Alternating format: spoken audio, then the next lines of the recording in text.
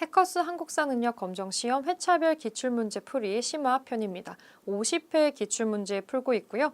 21번부터 30번까지 풀어보겠습니다. 21번입니다. 가에 대한 설명으로 옳은 것은 이 그림은 평양에 새로 부임한 가를 환영하는 모습입니다. 부병루 연회도라는 그림인데요. 이 가라고 하는 이 직책이겠죠? 감사 또는 방백이라고 불리었는데 대개 종 2품 이상의 고위 관리가 임명이 되었다라고 나오고 있습니다. 평양감사라는 말이 있죠. 아주 성대하게 화려하게 환영받는 모습이 있습니다. 상당히 고위직이라는 거 알 수가 있겠죠. 가라고 하는 사람은 관찰사입니다. 관찰사. 관찰사에 대한 설명으로 옳은 것을 골라보겠습니다. 간관으로서 간쟁과 봉박을 담당하였다. 요거는 사관원의 관리에 대한 내용이고요. 요 관찰사에 대한 내용은 아닙니다. 언론 기능을 담당했었던 사관원 얘기가 나오고 있고 2번 육조직계제 실시로 권한이 약화되었다. 권한이 약화. 육조직계제가 있고요. 육조직계제하고 의정부 서사제가 있습니다. 육조직계제는 육조에서 있는 일들을 바로 왕한테 바로 올리는 거죠. 왕권이 강할 때 일어날 수 있는 거고 의정부 서사제는 육조에서 나온 거를 왕이 의정부하고 같이 의논을 하는 겁니다. 같이 토론을 해서 결정을 하는 거죠. 이들의 말을 경청을 하게 되는데 이 의정부는 육조의 상위에 해당하는 기구가 되고요. 의정부에 있는 사람들은 이제 우리가 삼정승이라고 부르는 사람들입니다. 좌의정, 우의정, 영의정, 의정부의 삼정승을 얘기하고 있고요. 3번 호장, 기관, 장교, 통인 등으로 분류가 되었다. 이거는 향리입니다. 향리의 구별을 얘기를 하고 있고요. 4번 관내 군현의 수령을 감독하고 근무 성적을 평가하는 일. 이게 관찰사가 하는 일입니다. 4번입니다. 굉장히 눈치를 받겠죠? 그래서 이런 분들이 오시면 성대하게 수령의 연회를 베풀어주는 그런 그림이 저런 기록으로 남아있는 겁니다. 자, 출신지의 경제소를 관장하고 유향소의 품관을 감독하였다. 경제소를 관장을 하고 유향소의 품관을 감독하였다. 이거는 조선 정부의 고위 관료들입니다. 각자가 출신지가 있겠죠? 관리들인데 자기 출신지의 경제소를 관리하면서 유향소의 품관도 임명하는 역할을 같이 담당을 합니다. 본인이 출신인 고향 지역을 담당을 했다라는 거 알 수가 있겠죠? 자, 정답 4번으로 체크하고요. 22번입니다. 가와 달을 일어난 순서대로 옳게 나열한 것은 한영규가 아뢰기를 서양의 간특한 소리 윤리와 강상을 없애고 어지럽히니 어찌 진산의 권상현, 윤지충 같은 자가 또 있겠습니까? 무슨 죄를 지었을까요? 제사를 폐하고 위패를 불태웠으며 조문을 거절하고 그 금모의 시신을 내버렸으니 그 죄가 매우 큽니다. 네, 조상을 잘 모시는 유교 국가에서 있을 수가 없는 일이 벌어진 건데요. 이 윤지충 권상현의 진산의 이 사건은 뭐냐면 천주교식으로 장례를 한 겁니다. 근데 좀 극단적으로 장례를 했고 이 놀라운 소식이 정부에까지 전달이 되면서 이분들이 이제 벌을 받는 그런 장면이 나오게 되는데 요거는 정조식이고요. 정조 때 이 사건으로 인해서 천주교를 믿는 분들이 한번 크게 타격을 당하게 됩니다. 정조 때 있었던 신해박해입니다. 종교적으로 크게 고난을 당하는 거 박해라고 하잖아요. 정조 때 있었던 신해박해 얘기고요. 나를 보겠습니다. 사헌부에서 아뢰기를 통분스럽습니다. 이가환, 이승훈, 정약용의 죄가 무거우니 이를 어찌 다 처벌할 수 있겠습니까? 사학이라는 것은 반드시 나라에 흉악한 화를 가져오고야 말 것입니다. 여기서 말하는 사학이 서학, 천주교죠. 정약용이 천주교에 휘말려서 유배를 가는 시점은 정조가 사망한 이후 시점부터가 되겠습니다. 요거는 정조 밑에 뒤에 연이었던 순조 시기에 있었던 신유박해입니다. 여기에 정약용 집안도 휩쓸려서 유배를 떠나게 되죠. 실제로 정약용의 형제들은 천주교인들이 맞습니다. 하지만 정약용 본인은 천주교 신자는 아니었는데 천주교를 서학이라고 하고 학문적으로 연구를 했던 거가 결국엔 빌미가 되어서 무려 장장 18년의 유배 생활을 떠나게 되죠. 달을 보겠습니다.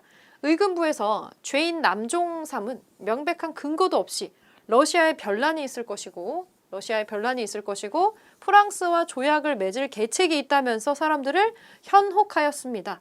감히 나라를 팔아먹고자 몰래 외적을 끌어들이려 하였으니 그는 10,000번 죽여도 그 죄가 모자라다. 죄인이 자백을 했다라고 나오고 있습니다. 이 무슨 내용이냐면 우리가 이제 그 프랑스하고 조약을 맺으려고 했었는데 결국 조약을 맺지는 못합니다. 그리고 결국에는 이 사건이 겹쳐지게 되면서 중간에 프랑스랑 조약을 맺기 위해서 선교사를 활용을 하게 되는데요. 조약을 맺지도 못했고 내부의 반발이 이토록 심했기 때문에 이거를 바탕으로 사람들이 현혹했다는 죄명으로 그 천주교를 믿었었던 남종삼이라는 사람과 프랑스 신부를 처형을 하게 됩니다. 이거는 병임박해입니다. 여러 번의 박해가 있었습니다. 천주교는 우리나라에서 쉽사리 인정받지 못하는 사학, 이단으로 취급을 받았었는데 순차적으로 보자면 정조 다음이 순조겠고 그 다음에 이 흥선대원군 시기가 나오는 거겠죠. 고종. 순서대로 나오고 있네요. 가, 나, 다로 볼 수가 있겠습니다. 답은 1번으로 볼 수가 있겠고요. 여러분들은 이렇게 순서가 나오는 문제가 있으면 하나씩 뜯어보면 순서가 있습니다. 중간에 하나를 몰라도 반드시 순서를 이렇게 설정할 수 있는 게 있으니까 이렇게 가나다가 있으면 시작점과 끝부분을 한번 보시고 정확하게 알 수 있는 걸로 먼저 소거를 하시면은 나중에 몇 개 안 남을 거예요. 이런 식으로 문제 풀어보시면 되고요. 이거는 우선 1번이 되겠습니다. 23번 보겠습니다. 밑줄 그은 왕이 추진한 정책으로 옳은 것은 호패법을 다시 실시하겠다 발표를 했습니다. 이는 문란해진 군적을 정비하고 힌트가 나오네요. 이괄의 난 이후 심상치 않은 백성들의 동태를 점검하기 위한 것입니다. 호패법은 반정 직후부터 논의되어 왔으나 반정으로 왕이 된 사람이고 이괄의 난이랑 관련이 있네요. 이 사람은 인조입니다. 이괄. 인조 반정에 참여를 했지만 농공행상을 제대로 받지 못했죠. 여기에 불만을 품고 난을 일으키게 됩니다. 자, 인조 시기 인조가 추진한 정책으로 옳은 거 골라보겠습니다. 공신에게 공로와 인품에 따라서 역분전을 지급하였다. 이거는 고려의 태조 왕건이 하는 일입니다. 고려예요, 고려. 아니죠. 삼정의 문란을 해결하고자 삼정 이정청을 설치하였다. 이거는 조선시대에 철종이 하는 일입니다. 철종. 철종이 임술 농민 봉기가 터졌을 때 그 진주 지역으로 이 사건을 조사하라고 안핵사라고 박규수라는 사람을 보내게 되고요. 안핵사 박규수가 거기에 내용을 정리해서 올립니다. 그래서 이거를 보고 이 삼정의 문란 때문에 일어난 일이니까 이거를 해결을 해야겠다. 그래서 삼정 이정청이라고 하는 거를 설치를 하게 되죠. 3번 시전상인의 특권을 축소하는 신해통공을 단행을 해서 상업을 진흥시키려고 합니다. 조선 후반의 임금이고요. 시전상인의 특권은 금난정권입니다. 허락받지 않은 노점상을 뒤집어 엎을 수 있는, 혁파할 수 있는 막강한 권력인 거죠. 자, 이 금난정권을 폐지하는 신해통공을 단행한 왕은 정조입니다. 정조, 이것도 아니죠. 전세를, 토지세를 1결당 4에서 6두로 고정하는 영정법을 제정하였다. 이게 인조의 업적 중에 하나입니다. 추진한 정책이죠. 인조 시기는 양난을 겪으면서 국가가 굉장히 혼란스럽습니다. 양난이라고 하는 건 임진왜란과 병자호란을 얘기하는데 국토가 엄청나게 엉망이 됐겠죠. 전쟁을 겪으면서 농토에서 걷어들일 수 있는 곡식의 숫자가, 곡식의 양이 옛날만큼 고르게 나오지 않았을 겁니다. 사는 게 굉장히 힘들었을 거고 인조 스스로도 반정으로 임금이 된 데다가 이괄의 난을 비롯해서 여러 가지 전쟁이 있었기 때문에 국정이 굉장히 혼란스럽습니다. 그래서 민생을 안정시키기 위해서 여러 가지 정책을 추진하는데 그중에서 디테일하게 뭐 하지 않고 아예 그냥 세금을 확 줄여서 1결당 고정적으로 좀 낮은 세금을 책정을 하는 거죠. 그래서 민생을 안정시키려는 노력을 하게 됩니다. 4번이 정답이 되겠고요. 1년에 2필씩 걷던 군포를 한 필로 무려 50%를 확 줄여버리는 균역법을 시행한 사람은 영조입니다. 영조. 자, 왕들의 업적 이어주고요. 정답 4번입니다. 24번입니다. 가와 마에 들어갈 내용으로 옳은 것은 한국사 과제 안내문입니다. 다음에 제시된 조선의 농업 서적 중에 하나를 선택해서 보고서를 제출하시오. 책 이름이 여러 개가 지금 나오고 있는데요. 가가 구황 차료, 금양 잡록, 농사 직설, 산림 경제, 임원 경제지 이런 것들이 지금 나오고 있습니다. 순차적으로 한번 보겠습니다. 우선 구황 차료는 명종 때 굉장한 대기근이 든 적이 있습니다. 그래서 이 기근에 대비한 농법과 대처 방안을 적어낸 책이라고 볼 수가 있겠고요. 거기 기근에 대비하는 농서라고 볼 수가 있겠습니다. 구황차료. 금양 잡록이라는 책은 강희맹이라는 분이 실제로 특정 지역에서 농사를 지어보고 나서 그 경험을 농서로 만든 책입니다. 농사직설 매우 많이 언급이 되는 책인데 세종대왕 때 우리나라 풍토에 맞는 이 농사법을 이 실제 농부들에게 채록을 해서 만들어낸 이 농서라고 볼 수가 있겠죠. 산림경제하고 임원경제지가 있습니다. 임원경제지는 일종의 이 산림과 이 농사법에 대한 어떤 백과사전식의 책이라고 보시면 되시겠고요. 산림경제라는 책도 동일한데 하나씩 맞춰서 한번 보겠습니다. 가를 먼저 보겠습니다. 구황차료가 가에 지금 해당되고 있는데 목화, 재배와 양잠 등 중국의 화북지방의 농법 소개하는 책 아닙니다. 중국 지역의 농서를 하는 게 아니라 우리나라에 기근이 들었을 때를 대비하는 책이기 때문에 가에 해당하지 않고요. 나를 보겠습니다. 금양 잡록인데 요거는 실제 농사를 지어보고 경험으로 농서를 만든 건데 지금 상품 작물 재배법이라고 나오고 있습니다. 해당 사항이 없어요. 자, 농사직설 다를 보겠습니다. 정초와 변효문 등이 우리 풍토에 맞는 농법을 종합해서 편찬을 했다. 이것만 맞는 게 나오네요. 4번 나를 보겠습니다. 산림경제. 농촌 생활을 위한 백과사전으로 서유구가 저술했다. 이거는 임원경제지입니다. 뒤에 나오는 임원경제제 설명이 여기에 붙어 있죠. 요거 아니고요. 강희맹이 손수 농사를 지은 경험과 견문을 종합해서 만든 거는 위에 있었던 금양 잡록입니다. 그래서 이것도 다르게 연결되어 있는 거 찾을 수가 있었고, 자, 우리 풍토에 맞는 농법을 종합한 농사 직설에 대한 설명만 정확히 연결이 되어 있습니다. 3번으로 답을 찾아주겠습니다. 25번입니다. 가에 들어갈 내용으로 옳은 것은 색경을 편찬한 인물에 대해서 이야기해보자. 노론에 의해서 사문난적으로 몰려서 당시 학계에서 배척을 당했다라고 나오고 있습니다. 그리고 이 사람의 특징이 뭔지를 또 물어보고 있는데 사문난적으로 몰려서 학계에서 배척을 당했다라고 하는 거는 뭔가 그 당시 주류였었던 성리학을 반대로 해석하거나 공격하는 내용의 아주 혁신적인 뭔가를 했다라는 걸 볼 수가 있겠죠. 그런 걸 사문난적이라고 하거든요. 이 사람은 박세당이라는 사람입니다. 박세당 찾아보겠습니다. 청으로부터 시헌역 도입을 건의를 합니다. 서양식 달력을 들여옵시다 라고 건의하는 사람이 있는데 이분은 김육입니다. 대동법이랑도 연결되는 사람이죠. 김육. 기기도서를 참고해서 거중기를 설계한 사람 정약용이죠.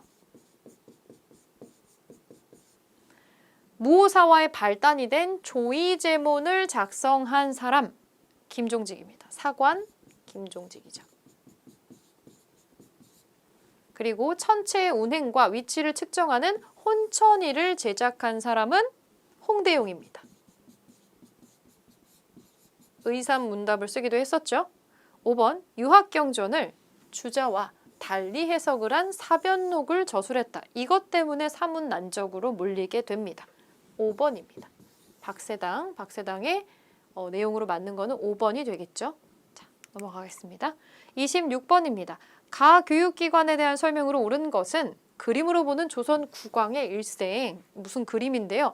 효명세자가 가에 입학하는 의식을 그린 왕세자 입학 도첩입니다. 궁을 나와서 여기에 도착을 해서 대성전에서 공자의 신의에 술을 올린 다음에 명륜당에 가서 스승에게 교육을 받았습니다. 라고 되어 있습니다. 이것은 조선의 국립교육기관이었던 성균관입니다. 성균관에 대한 설명으로 옳은 것을 보겠습니다. 전문 강좌인 칠제가 운영이 되었다. 이거는 고려의 학교였던 국자감입니다.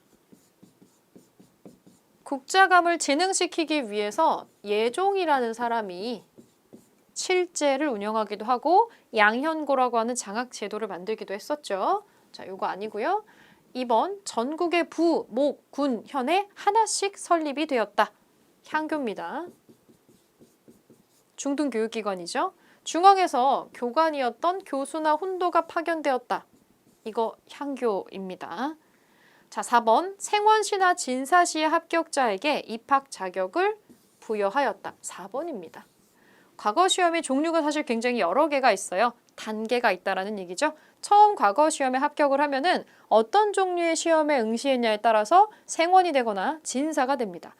극단적으로 좀 심플하게 설명을 하면 생원은 일종의 객관식 비슷한 시험이고 단순 지식을 테스트하는 거고요. 진사시는 논술 시험이라고 보시면 되겠습니다. 같은 거예요. 같은 건데 뭐 진사를 조금 더 높게 쳐주는 경향이 있었다라고 하죠. 여러분들이 알고 있는 전래동화의 허생원이나 김진사는 여기에서 나온 게 되겠습니다.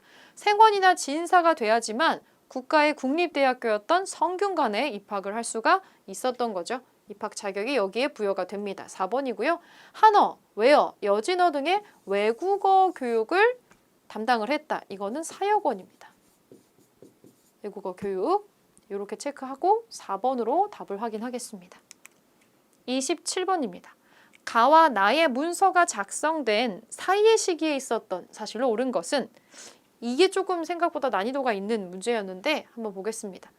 저들이 비록 외인이라고는 하나 실은 양적입니다. 서양이랑 뭐가 다르냐? 누가요? 일본이. 화친이 한번 이루어지면 사학의 서책과 천주의 초상이 교역하는 속에 섞여 들어오게 되고 조금 지나면 전도사와 신도가 전수하여 사학이 온 나라에 두루두루 가득 차게 될 것입니다. 지부 복궐 척화, 척화의 소, 척화. 교류하지 않겠다라는 거죠. 누구랑? 일본이랑 교류하는 거 안 된다라는 겁니다. 이거는 최익현이라는 분이 있죠. 한말의 의병장이면서 강력하게 이제 위정척사 운동을 하셨던 분인데 일본과 소통하는 것도 저 양이와 소통하는 거랑 뭐가 다르냐? 절대 화친할 수 없다라고 격렬하게 반대하는 소를 올리게 됩니다. 이 상소는 1876년에 강화도 조약 맺지 말자라고 하는 그 상소입니다. 우리가 강화도 조약을 통해서 일본과 근대적인 조약을 처음으로 맺게 되죠. 이것도 좋지 않게 좀 생각을 한 겁니다. 가의 시기는 요거가 되겠고요. 나를 한번 보겠습니다. 지금 조정에서는 어찌 백해무익한 일을 해서 러시아가 없는 마음을 먹게 하고 미국이 의도하지 않았던 일을 만들어 오랑캐를 끌어들이려 하십니까? 러시아가 없는 마음을 먹게 한다. 미국이 의도하지 않았던 일을 만들어 오랑캐를 끌어들이려고 한다. 황준헌, 황준센이라고 알려져 있는 사람. 스스로 중국에서 태어났다고 말하면서도 일본을 위해 말하고 예술을 좋은 신이라고 하며 난적의 앞잡이가 되어서 스스로 짐승과 같은 무리가 되었습니다. 고금천하에 어찌 이런 사람이 있느냐? 어찌 이런 이치가 있느냐? 황준헌을 비난하고 있는데 이분이 쓴 책의 내용이 이겁니다. 우리가 미국이랑 합심해가지고 러시아를 견제해야 된다. 뭐 이런 내용이 써 있다라는 건데 이거는 조선 책략이라는 책입니다. 조선 책략이 무슨 책인가요? 이거는 일본에 2차 수신사로 갔었던 김홍집이 가지고 오는 책입니다. 우리가 국제관계에서 균형을 찾기 위해서 이 미국과 힘을 합쳐가지고 러시아를 견제해야 된다. 이런 내용이 써있는 책인데 이게 아주 일대파란을 가져와서 우리나라 유학자들이 전부 다 들고 일어나서 이렇게 상소를 올리고 있고 무려 만인소가 올라왔습니다. 1881년에 영남 지역의 유생들이 쫙 모여서 만인소를 합니다. 10,000명이 모여서 올리는 상소입니다. 그 파급력이 엄청나겠죠. 이 정도 되는 상소는 왕이라고 해도 무시할 수가 없는 그런 엄청난 내용의 상소가 됩니다. 자, 지금 시기적으로 굉장히 바트게 일어나고 있는데 가는 우리가 일본의 문을 열기 직전의 상황입니다. 이제 강화도 조약을 체결한 상황이에요. 그리고 나서 문을 열었겠죠? 문을 열고 나서 일본의 수신사라고 하는 사신단을 보냅니다. 그리고 거기에서 뭔가를 가져온 거예요. 이걸 가지고 온 거죠. 그게 우리나라 유생들한테 여러 가지 반발을 일으키고 영남 만인소를 하고 있는 상황입니다. 시기적으로 몇 년 안 되는 상황이에요. 문을 열 때 당시하고 문을 연 직후의 상황, 그 사이에 있었던 일을 골라주시면 되겠습니다. 한번 골라보겠습니다. 김기수가 수신사로 일본에 파견되었다. 바로 나오고 있습니다. 우리가 1876년에 강화도 조약을 맺고 나서 항구를 개방을 하죠. 3개 항구를 열지 않습니까? 인천, 원산, 부산 이렇게 3개를 열게 되는데 뭐 동시에 연 것은 아니지만 일단 개항을 하고 근대화를 위해서 일본의 사신단을 파견을 하게 됩니다. 이때 1차, 2차에 걸쳐서 공식적으로 보냈던 사신이 이제 수신사가 되겠어요. 수신사가 되는데 1차 수신사, 2차 수신사가 있습니다.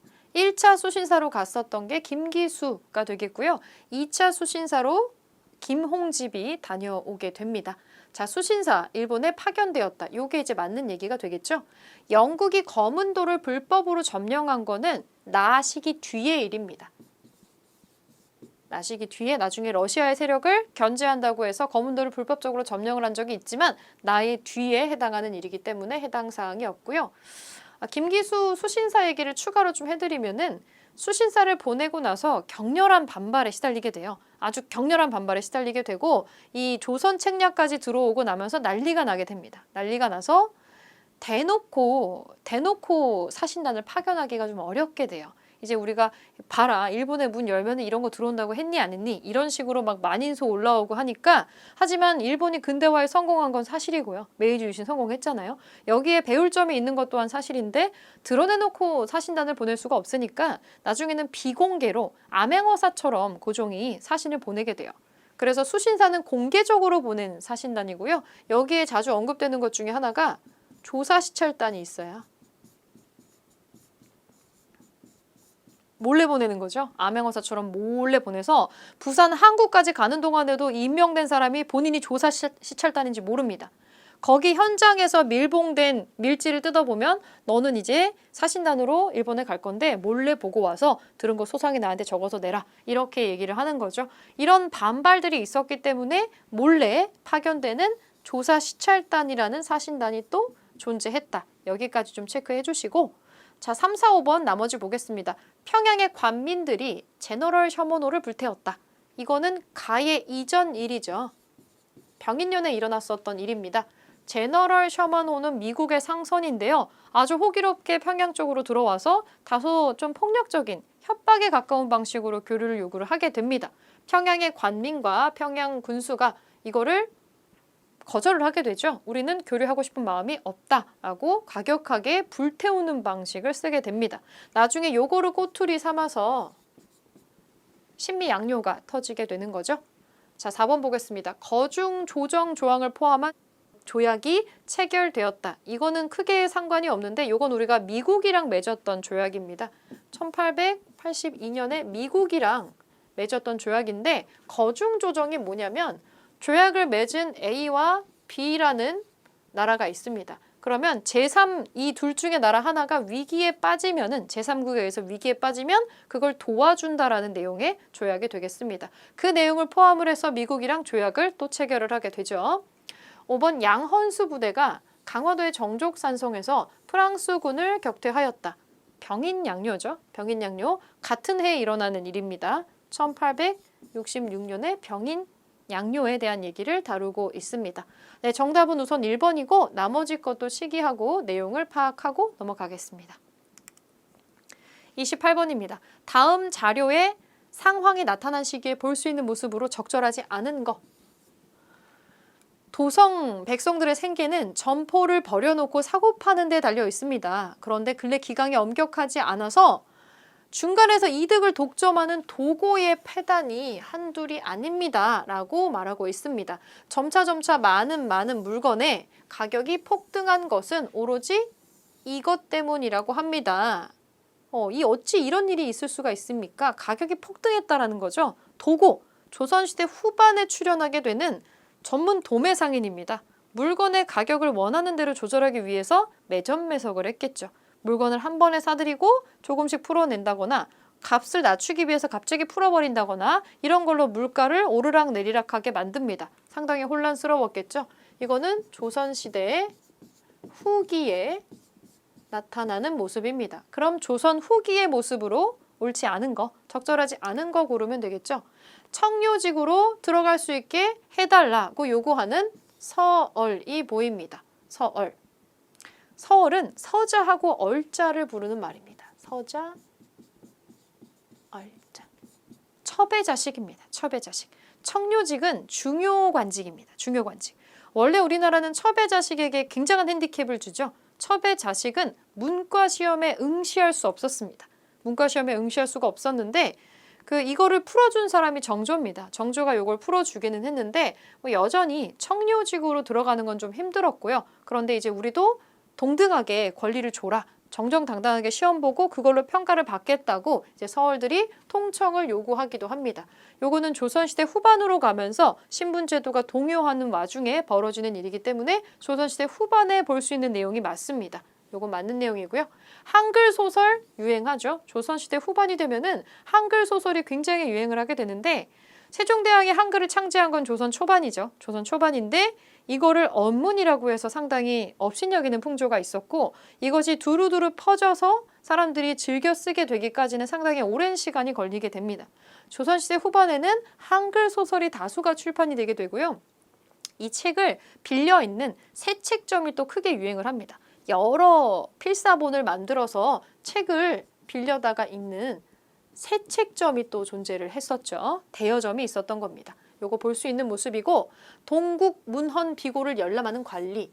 요거 조금 어려울 수 있을 것 같은데 조선시대 후반에 영조 임금 시기에 바뀐 어떤 한국의 문물들, 조선의 문물들을 싹 정리를 해서 일종의 백과사전을 편찬을 하는 겁니다. 그 백과사전 편찬 얘기 영조 때 한 거니까 조선 후반이 맞겠죠? 요거를 열람하고 있는 관리의 모습 볼 수 있습니다.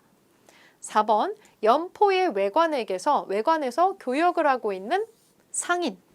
이거는 조선 후반에 볼 수 있는 모습이 아닙니다. 이거는 조선 초기입니다. 연포는 일본과 우리가 교류를 했었던 이 포의 하나인데 조선 세종 때 열었다가 중종 때 닫는 곳이기 때문에 조선 후반까지 연결되지 않습니다. 그래서 요거는 해당 사항이 없고요. 4번이 답이 되겠고요. 장시에서 판소리를 구경하고 있는 농민. 조선시대 후반이 되면은 판소리나 한글 소설 유행하게 되고 탈춤 같은 거 공연극도 활발하게 만들어지게 되죠. 요거는 볼 수 있는 모습입니다. 그래서 4번을 답으로 체크할 수 있겠고요. 29번 보겠습니다. 가 인물에 대한 설명으로 옳은 것은 가 앞에 나아가서 품이했더니 이르기를 성묘 동서무에 배향된 제형 및 충절과 대의가 매우 빛나서 영원토록 높이 받들기에 합당한 47곳의 서원 외에는 모두 중단해라, 사학을 철폐해라 라고 하였습니다. 이 지시를 받들어서 이미 사획된 서원 중에서 앞으로 계속 보존할 곳 47개를 별단에 써서 드렸습니다. 개하하시면 각 도에 알리겠습니다. 왕께서 허락하시면 이거 이대로 시행하겠습니다. 라고 얘기를 하고 있습니다. 자, 이 가 인물이란 사람은 누구일까요? 가 인물, 승정원 일기에 왕의 어떤 왕명을 출납하는 기구에 기록된 내용이 되겠습니다. 서원을 철폐한 사람은 흥선대원군이죠. 흥선대원군, 고종 임금의 아버지입니다. 고종이 즉위했을 때 나이가 12살이었기 때문에 약 10년 정도의 시기를 거의 준섭정으로 있으면서 정치의 중심에 있게 되는데 흥선대원군이 단행했었던 일 중에 가장 뛰어난 업적 중에 하나가 이 바로 서원 철폐가 되겠습니다. 서원의 숫자가 1000개가 넘을 정도였는데 이게 쓸데없이 혜택만 받으면서 백성들을 도탄에 빠뜨린다라고 생각을 했던 거죠. 하지만 양반들이 만든 것이었기 때문에 그 당시에 세력가들이 만든 것이었고 을의 서원이라고 하는 거는 종교이면서도 학업적인 부분 그리고 모임의 구심점이 되는 걸 했기 때문에 이걸 함부로 혁파를 하기가 어려웠습니다. 이걸 아주 강력하게 밀어붙여서 47개만 빼놓고 전부 다 없애버리는 개혁을 단행을 하게 되는 거죠. 한번 보겠습니다. 이거 흥선대원군 시기의 일을 물어보는 게 되겠는데요. 흥선대원군의 정책을 물어보는 거겠죠. 1번, 종로와 전국 각지에 척화비를 건립하였다. 흥선대원군이 했었던 정책 중에서 쇄국 정책이라는 게 있습니다. 쇄국. 나라의 문을 닫는 정책이라는 뜻인데 병인 양료, 신미 양료가 있었죠. 프랑스와 미국과 2번의 전쟁을 거쳐서 이걸 이겼다라고 홍보를 합니다. 그들이 물러갔으니까 이겼다라고 할 수도 있겠죠. 이 병인 양료, 신미 양료 이후에는 우리는 서양 국가와는 교류하지 않는다, 척화한다 라는 내용의 비석을 각지에 세우게 되고 사람들이 가장 많이 모이는 종로의 종각, 누각 앞에다가 척화비를 세우게 됩니다. 지금도 서울에 그 종각역 앞에 가면은 보신각이라고 있는데 거기 앞쪽에 있습니다. 여기에 척화비가 있었던 자리다라고 표지석이 남아 있습니다. 척화비를 세운 업적이 대표적인 게 되겠고요. 나선 정벌을 위해서 조총부대를 파견한 거는 효종 때 일입니다. 청나라가 요구를 해서 우리가 조총 부대를 2번 파견해 준 적이 있었죠. 각 궁방과 중앙 관서의 공노비를 해방해서 양인을 만들었다. 세금 내고 군대 가는 사람들을 많이 늘렸다라는 얘기죠. 요거 순조 때 일입니다. 순조 때 일이고요. 6만 명 정도로 해방했다고 되어 있습니다. 자, 4번 도성을 방비하기 위해서 총융청을 설치하였다. 군사제도를 지금 정비를 하고 있네요. 총융청 플러스 수어청이라는 거를 같이 설치를 하는데요. 요거는 인조 때 일입니다. 인조. 자, 5번 통치체제를 정비하기 위해서 경국대전을 편찬해서 반포했다. 이거는 성종입니다. 성종. 네, 왕들의 업적 정리해 주시고요. 흥선대원군이고 굳이 왕으로 따지자면 고종이 되겠죠.